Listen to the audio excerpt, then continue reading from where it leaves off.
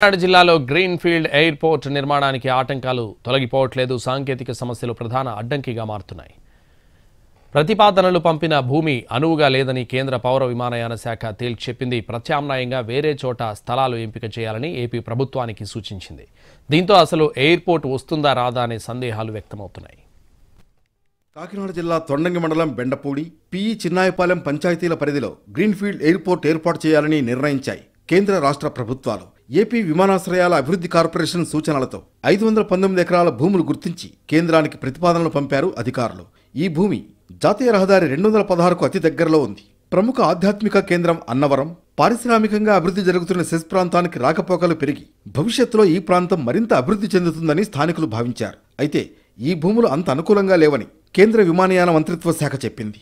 ఈ భూములకు అతి దగ్గరలో పోలవరం పుష్కర సాగునీటి కాలువలు ఉండడం, ఇంకోవైపు చెరువు, మరోవైపు రైల్వే ట్రాక్ ఉండడంతో భవిష్యత్తులో సమస్యలు ఎదురయ్యే అవకాశం ఉంటుందని భావిస్తున్నారు.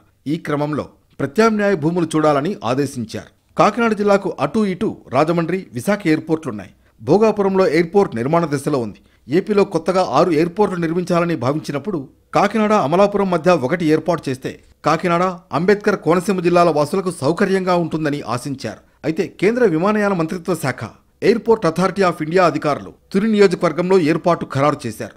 తొండంగి మండలం బెండపూడి, పిఈ చిన్నాయపాలెం ఏరియాలో భూములను గుర్తించి ప్రతిపాదనలు పంపితే ఇక్కడ టెక్నికల్గా నిర్మాణం సాధ్యం కాదన్న అభ్యంతరాలతో మళ్లీ వెనక్కి తగ్గాల్సిన పరిస్థితి ఏర్పడింది. ఈ క్రమంలోనే కాకినాడ జిల్లాలో సాల్ట్ భూములతో పాటు కాకినాడ, కోనసీమ జిల్లాల మధ్య ఉన్న ఖాళీ స్థలాలపై ఫోకస్ చేశారు అధికారులు.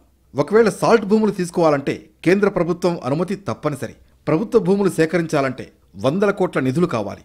ఇప్పటికే పరిశ్రమలకు భూములు ఇవ్వాలంటే ఇబ్బందులు వస్తున్నాయి. విమానాశ్రయం ఏర్పాటు చేయాలంటే కనీసం 500 ఎకరాల భూములు కావాలి. ఆ స్థాయిలో భూసేకరణ సాధ్యం కాదనే వాదన వినిపిస్తోంది. ఒకవేళ కాకినాడ జిల్లాలో ఎయిర్పోర్ట్ ఏర్పాటు సాధ్యం కాకపోతే అనకాపల్లి జిల్లా నక్కపల్లికి విమానాశ్రయం వెళ్లిపోతుందని అంచనాలు ఉన్నాయి.